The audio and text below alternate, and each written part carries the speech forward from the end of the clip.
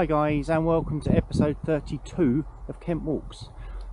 Today we are doing a very short 3.5 mile loop from Lamberhurst to Scotney Castle and back round to Lamberhurst obviously. So enjoy.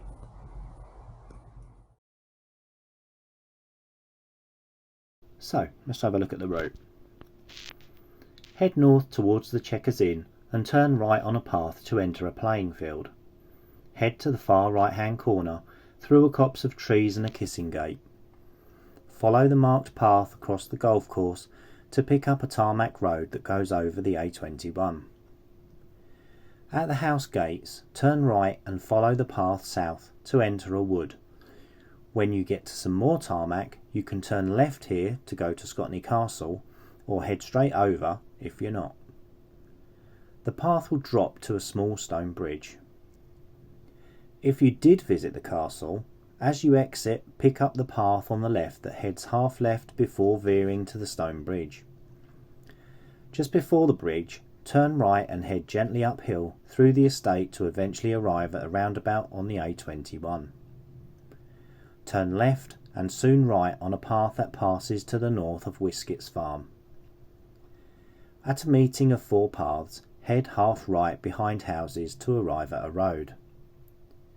Turn right along the road and after a short while, right again on a footpath.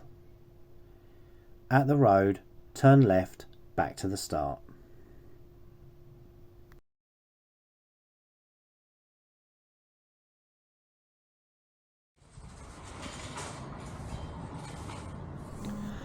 So, let's kick off with a little about Lamberhurst. And the source for this one is BritainExpress.com. So I'm just going to read from the internet, from the website.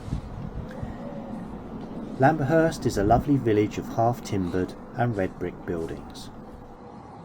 Just a few miles away are the remains of medieval Bayham Abbey, while even closer is Scotney Castle, with beautiful gardens around the ruins of a medieval moated castle. Lamberhurst was a centre of the iron industry at least as early as Roman times. When the Wealden iron industry became less important, the village became a centre for hop production.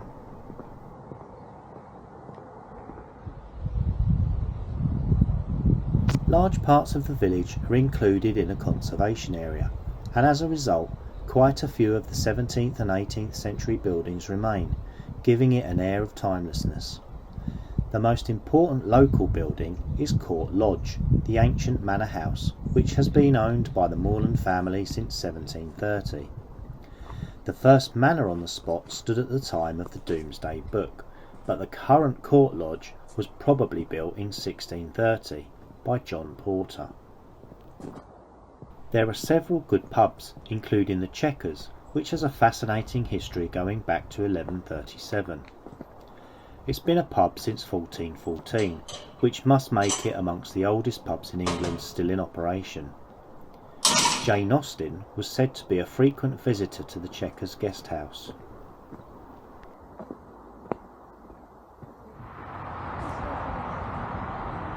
So in the distance there, you should be able to make out the church.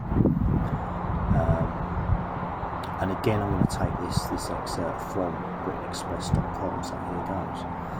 The parish church of St Mary contains a private chapel with memorials to the Hussey family of Scotney Castle. Most of this attractive building dates from the 14th and 15th centuries, though there is evidence that a church stood here in Saxon times. The nave roof is 15th century, and the steps leading up to the altar are made with 14th century tiles found at Scotney Castle.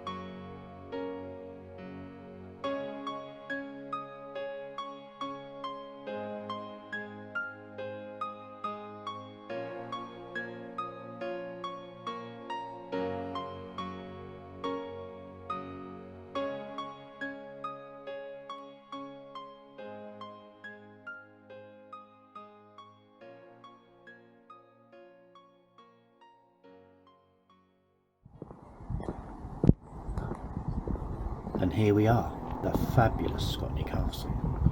I've been itching to do this walk for such a long time to visit this, but I really wanted some nice weather, some blue skies to truly show it off. So anyway, on to the history, I guess. I've actually taken sources from a couple of websites and sort of combined them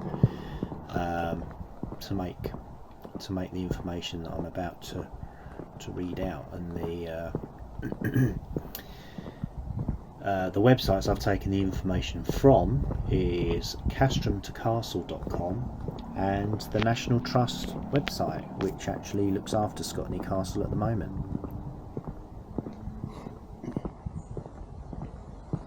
The earliest record of occupancy on the land dates from 1137, and the oldest parts of the old castle were built in 1378 by Roger de Ashburnham. Initially a manorial site, now fortified Scotney Castle derives its name from its owner Walter de Scotney, who owned the manor house in the 13th century. His family owned the manor until the 1350s, after which it was passed on to the Ashburnham family.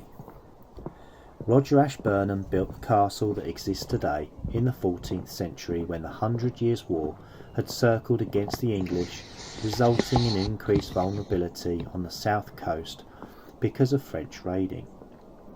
It was then that he decided to fortify the castle to protect the coast.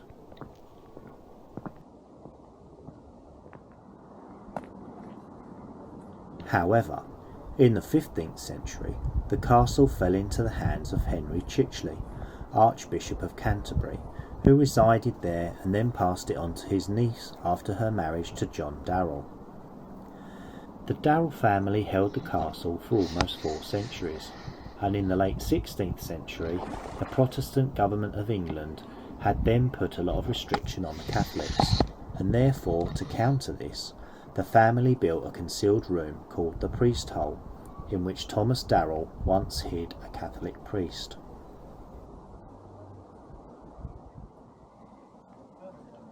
Edward Hussey I purchased the Scotney Castle estate in 1778. The Hussey family originally came from Worcestershire and moved to this area in the early 18th century. They made their money from the iron industry and continued their interest in this by working with local Sussex forges.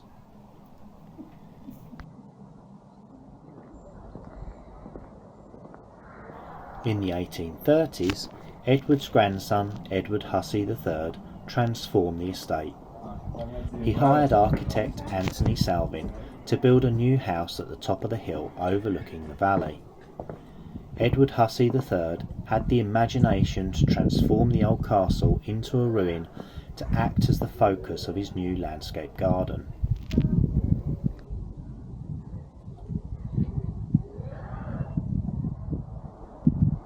As a result of his vision, Scotney Castle is now celebrated as one of the most significant survivals of a complete picturesque landscape. Edward and his wife Henrietta had 6 children who all enjoyed growing up in this idyllic setting.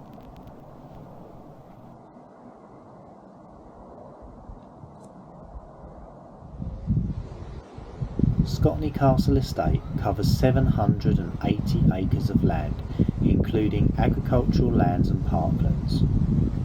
The old castle has strong structures built into a quadrangular shaped castle occupying a pair of islands, surrounded by a wide moat and lake. Only one of the 4 original towers still stands in the now ruined castle.